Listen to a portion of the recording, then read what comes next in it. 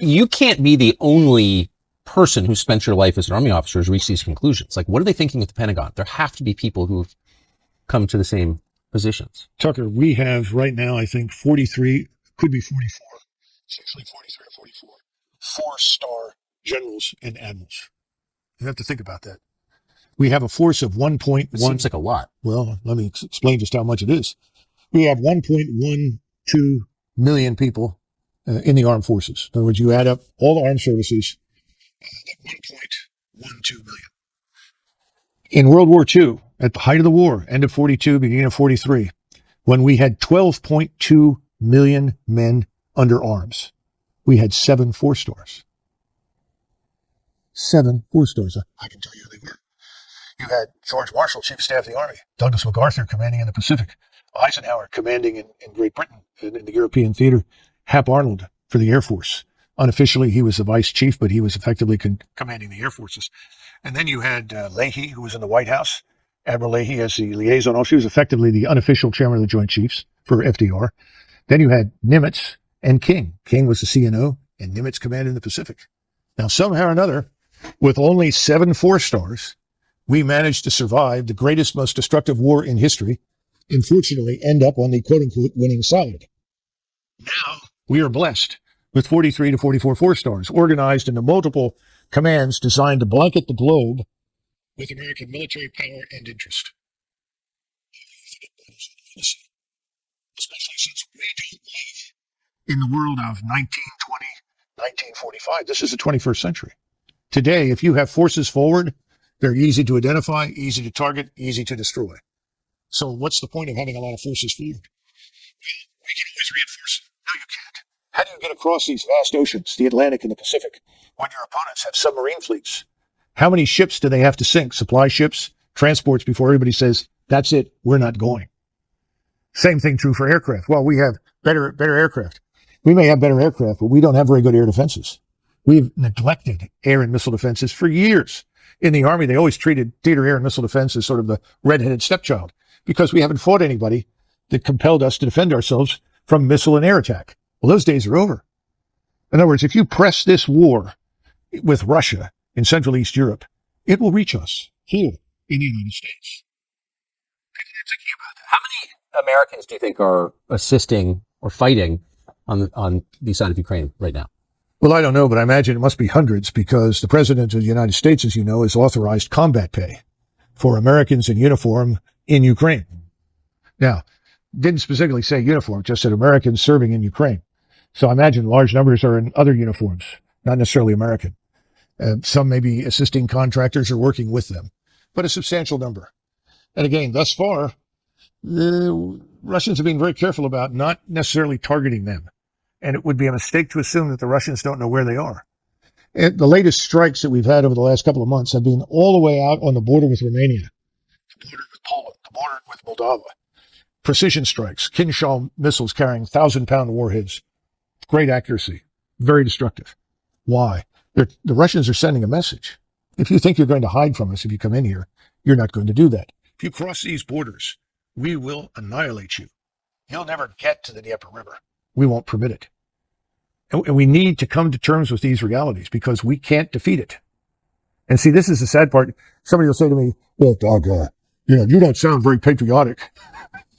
I'm not patriotic. I put my life on the line for the country. I have no compunction about fighting or killing anybody if we need to do it. Don't get me wrong. We don't need to do this. That's the point. This is unnecessary. And if we do it, I think a lot of Americans suspect that maybe our military force is weaker than we think it is. You're saying it's much weaker than we think it is. Think of it like an engine. You have a 500 horsepower engine in 1991, and a 500 horsepower engine goes from 500 to 400 to 300 to 200 down to 100. Now, you don't notice very much because you don't put the pedal to the metal. It's good enough to get to the grocery store. It's good enough to drive on 95 for 50 miles. But if you put your foot down the pedal, you're going to discover that this is a very weak engine. It's not performing very well. It doesn't have what it once had. In other words, we've gone down in the horsepower arena militarily. This is the warning. This is what people need to understand. People say, well, what about all the money we spent? That's a damn good question. You spend all this money. What are you getting for it? Where did the money go? Who's making the decisions? And you have separate services. Each service lives in its own world, has its own doctrine, its own bureaucracy, its own way of war. All this jointness is just, fugazi nonsense. And you got lots of generals, and every general has a reason to exist. And every general has 1,000 men in his headquarters, every 4-star. And every 4-star needs money for his projects. And this becomes a giant trough feeding frenzy for people on the Hill. And nobody ever bothers to stand up and say, why? What are we doing this for? You just look what's happening in Africa. Niger decided they'd had enough of their French overlords. The French retained ownership of virtually 50% of everything of value in their colonies in Afrique du Nord. Now, that's French business. Whatever the French want to do, it's fine with me. But my point is, we're involved there because we built an airstrip in Niger and we marched in there to defeat Islamists. The truth is, there weren't very many Islamists until we showed up. Now there are lots of Islamists. What's wrong with that picture? And now it turns out the whole population, in addition to hating the French, has decided they hate us. So we've had a coup in Niger. It's now being backed by the Algerians, as well as the neighbors. And people are saying, well, we trained them. We gave them assistance, and they're turning on us. Oh, it must be the Wagner mercenaries. There aren't any Wagner mercenaries in the place. In other words, that we may have gone in there and blown it on our own, made mistakes of our own, backed the wrong horse, whatever you want to call it, doesn't occur to anybody. Well, it must be those Russians, or maybe those pesky Chinese. We have this unfortunate habit of seeing ourselves as always wearing the white hat, always doing everything right, and we miss the truth. And the truth is, soldiers, sailors, airmen, and Marines do what they're told. They'll go wherever you ask them to go. They'll put their lives on the line. But it doesn't always make sense. And sometimes it may be for profit, not for national interest, not for the interests of the American people. And that's the problem. And no one's been watching this thing. They see the flag, everybody salutes, everybody listens to the music, everyone's enthralled. But the old 500 horsepower engine is gone. We're down to 100 horsepower, and 100 horsepower engine is trying to make it all over the world. It's not going very well. And we haven't even talked about our economy, obviously. Given all of that, I mean, what you're saying is horrifying. And some of it, with respect, does seem kind of obvious. Almost nobody in the Congress is saying what you were saying. Chris Christie never served in the Congress, but he was a governor. He's been on the national stage for quite a long time. He's running for president now. He recently went to Ukraine to meet with the world's highest paid actor who runs it. I think we have a clip. I believe that the overwhelming majority of the American people understand that we need to be with Ukraine on this fight. Do you maintain the current commitment? Do you expand it or do you contract it? I increase it. My position on Ukraine, which is that we haven't done enough. And that while I think that President Biden has certainly done better than President Trump, and President Trump did better than President Obama on this, we still have more to go. We can spend this money now and have Ukrainian soldiers fight our war, or we can spend a lot more money and American blood later to fight in Taiwan.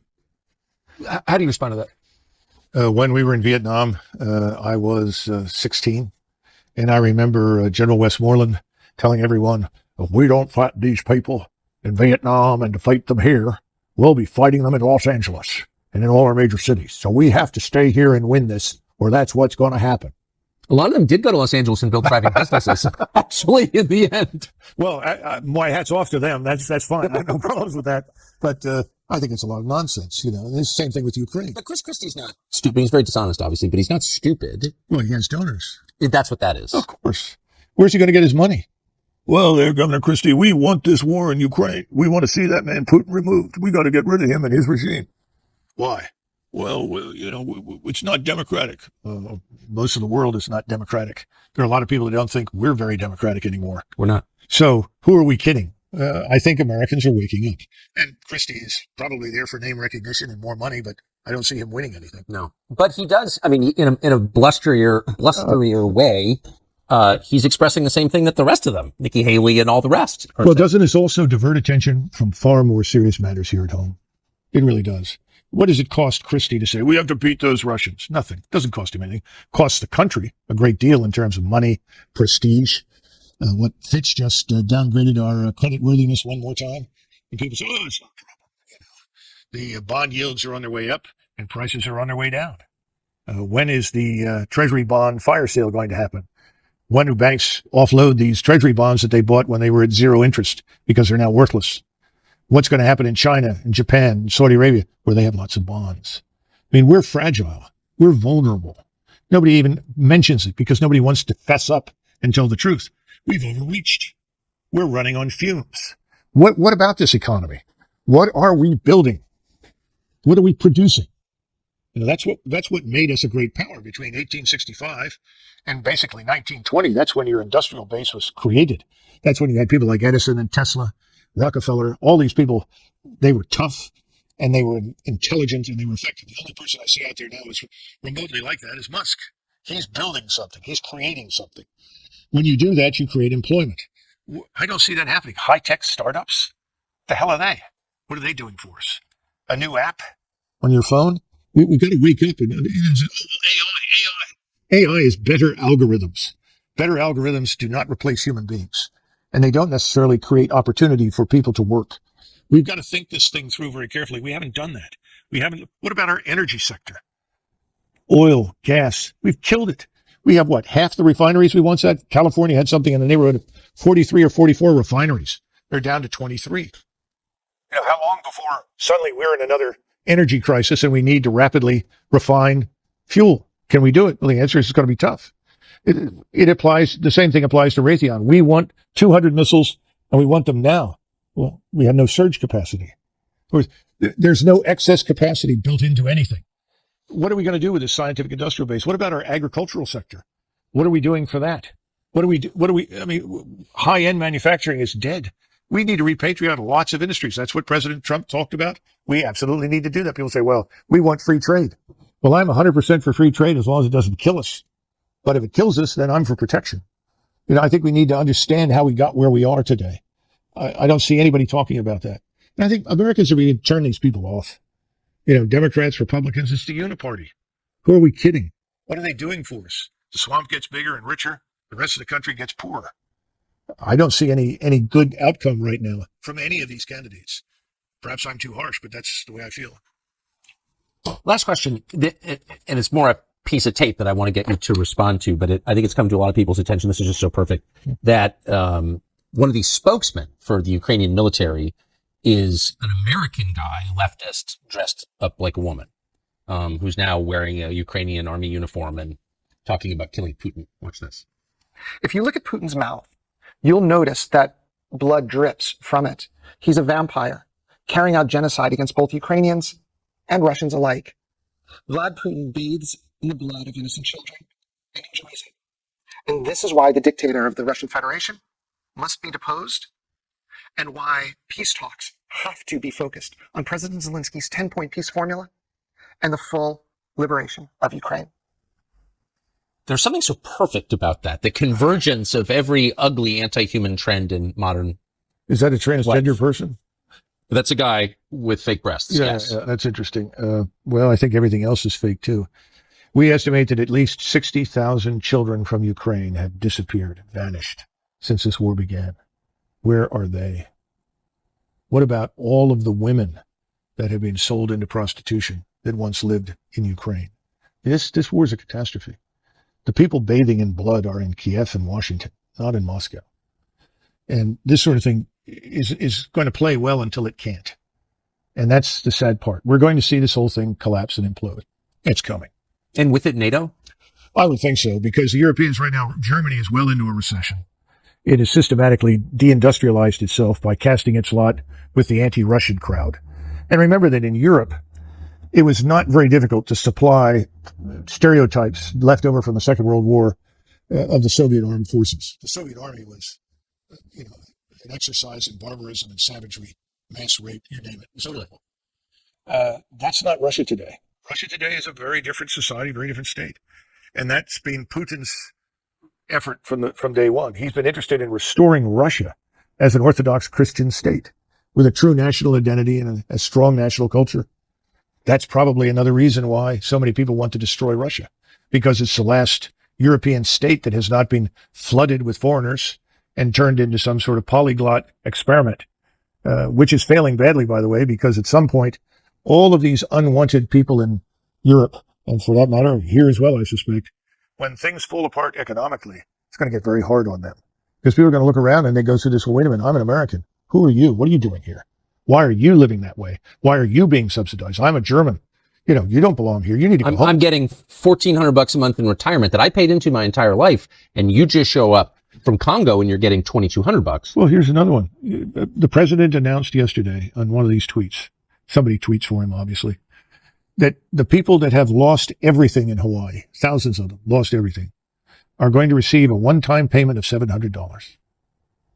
So when's it going to stop? When are we going to take care of Hawaii? Let's go back to Ohio, where we had the derailment and the chemical spill. 4,000 human beings living in this area. The water is still not fit to drink, as I understand it. We wouldn't even invest the money to move those people to a safer area, even if it meant temporary housing or permanent housing, until this thing was cleaned up. What have we done? This is the problem. It is America last on every level. The last people who are consulted, the last people who are benefiting from anything that goes on in Washington are Americans. This cannot go on. It's got to end. And I think it will end. But unfortunately, it's like everything else. We're going to have to be pushed over the cliff into the abyss. I think that's where we're headed. Well, on that cheerful note, Retired Colonel Douglas MacGregor, thank you. It was great.